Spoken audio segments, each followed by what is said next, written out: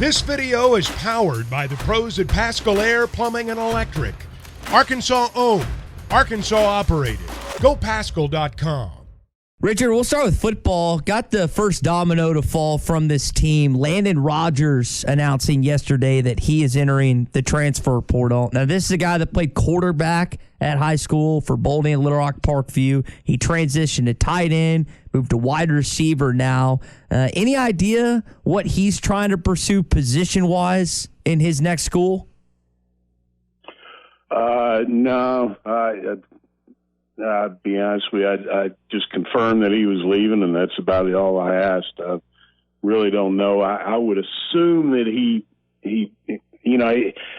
assume that he'll stay at the receiver, maybe move to tight end, but maybe he's got quarterback on his mind. I don't know. But I think receiver or tight end is his future. He was not expected to play a lot this season based on he was on the depth chart. I don't know if he gave you a reason or not. Is that what you inferred, that playing time was one of the biggest issues that he's seeking to transfer? Yeah, I would think so. Yeah, I think it's pretty much a no-brainer. Knowing and seeing the transfers come in and seeing now that they've been doing well, and obviously, I think he had a pretty good spring, but probably not on the depth chart where he'd like to be. And considering what's coming in with the high school players, and you already got Haas on campus, or Luke has, and then you look at Easter that's on the way. You just look at how they've recruited there. It'd be hard to have an honest conversation if you're Sam Pittman with him and say, hey, there's a big future for you here, even if they play a lot of double tight end set, Richard. No, you're exactly right. I mean, hey, you just be honest with guys and tell them where you see them going forward, and I think most kids are probably pretty honest with themselves too. And when Coach Pittman or somebody on the staff talks to them and have an honest conversation, I think most guys appreciate honesty and just the coaches being forthright with them. The other big player personnel headline yesterday was Jordan Walsh and his decision to enter the NBA draft process but retain his college eligibility. Were you surprised at all that of the timing or of the decision Jordan shared with everybody yesterday? Maybe the timing. I wasn't necessarily surprised by the decision, but maybe the timing. Thought maybe might have done it a little sooner, but at the same time, knowing his parents and the family, they're not going to do anything, without really researching and getting as much information as possible before they do something. So that they obviously did that before announcing the decision. So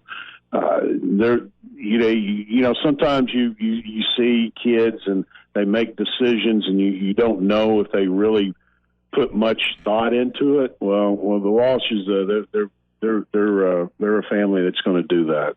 We're talking with Richard Davenport, Arkansas Democrat-Gazette and Whole Hog Sports on Jordan Walsh. Richard, how do you think Eric Musselman is going about recruiting with him and Devontae Davis at least pursuing a possible NBA career, but still having the potential to come back? How does he navigate that possibility?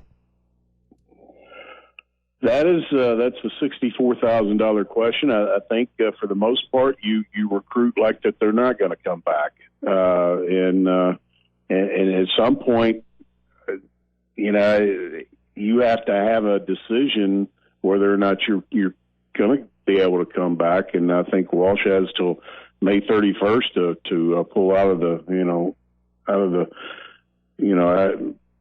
take his name out of consideration for the NBA. But I tend to think that they'll have to make a decision and just go with it, because at the same time, I mean, you obviously understand and you respect those guys and the decision-making process that they have to go through. But at the same time, the school that you're attending and you may come back to, at some point has to have an answer. And between those two, if you had to pick one to return to school, you think it's Jordan or do you think it's Devo? I say Jordan. I think Devo, obviously, because he's been in college and has proven that he, the last couple of years that what he can do, and I'm sure that he's going to be getting a lot of feedback, positive and negative, or what the scouts like and what they want to see improvement on. But I think with Jordan, obviously 1 year, he had a good season, but obviously you see areas of his game that he needs to improve on. So, he is, according to NBA draft room, listed number 37 overall in one mock draft. So, it's a roll of the dice a little bit when you're not showing up on many mocks, maybe, but at the same time, I mean, you rely on the information that you're getting from people that you respect and make that decision. But I would say of the two, I would go with Walsh coming back. I don't think anything catches Eric Musselman and his staff off guard, because I believe talent evaluation might be their number one skill of everything this staff does. You look at how well they've pretty much performed in the portal, but they also have a really good feel for what the NBA needs and wants and what they're evaluating.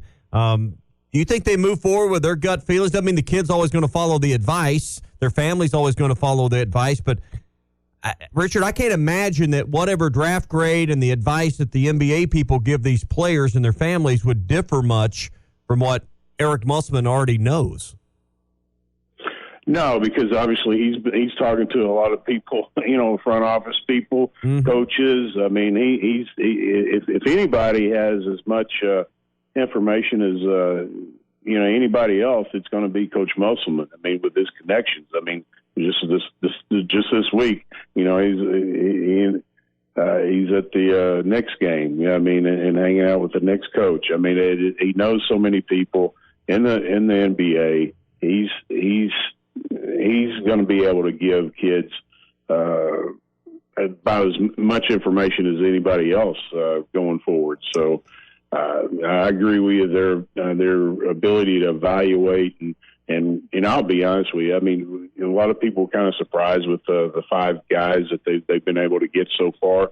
I think the deal with Coach Musselman and the staff, they're so detailed and they go through what they can do and help these, the guys in the portal and give them a game plan how they can be utilized. And then the guys, the transfers can look at Muss's track record with transfers and say, I can be that guy that develops and goes on to plays professionally. I mean, the selling points that Coach Muss and them have is very, very strong, obviously, for transfers.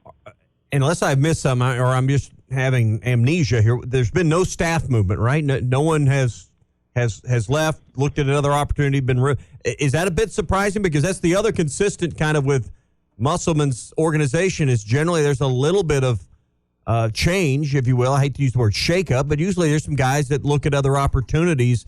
Is that timeline not here yet, or are you surprised that we've had no movement in that regard at all with this basketball staff?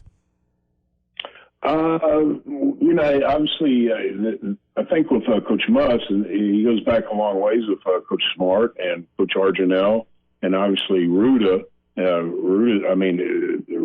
Ruda's basically kind of climbed the ladder with Coach Muss. So I think, when you're talking about a staff, they've worked with him before, kind of know what he wants and what he demands and everything else that goes along with working for a head coach. So I'm not shocked that there hadn't been any movement. Doesn't mean that it couldn't happen if a better opportunity comes forward and for say I think so much more for Smart or Gus, Keith and Gus, but that's a possibility. But right now, I mean, you're right. I kind of think that you're going to probably see the staff stay intact. But as soon as I say that's something that happen as soon as we get off the radio. So. Yeah, I mean, but that would be, I mean, and a lot of the guys that have left and looked at other opportunities had backgrounds and histories and knew exactly what they were signing up for, and still looked at other opportunities. But so, I mean, that would be something new and different to see everybody kind of stay in the same chairs for a second season in a row. And hey, let's face it, everybody has to look out for themselves and their future and you know, their careers. So it's not unusual. You know, you see it on all staffs, and I understand the turnover on Coach Muss's staff, but in the past, but it happens just about every staff because everybody's looking to better themselves, and you totally understand that. Richard, last thing, haven't gotten a big man yet. You've gotten 5 guards, and I know Davenport's kind of a guard forward, but is that the next shoe to drop? Is Arkansas bringing in a big man out of the transfer portal? Well, B.J. Mack from the 6'8" forward, he's supposed to be coming in next weekend. At least that's the last that I heard. I think he's one to keep an eye on, but there's not any, I guess, not any big news right in that area to really report right now, other than he's coming in next weekend, and he's a very I remember him in high school and watching him in Vegas, and I loved his game. The guy can bang inside, can go outside and hit the mid range, and even go out from the 3-point line too.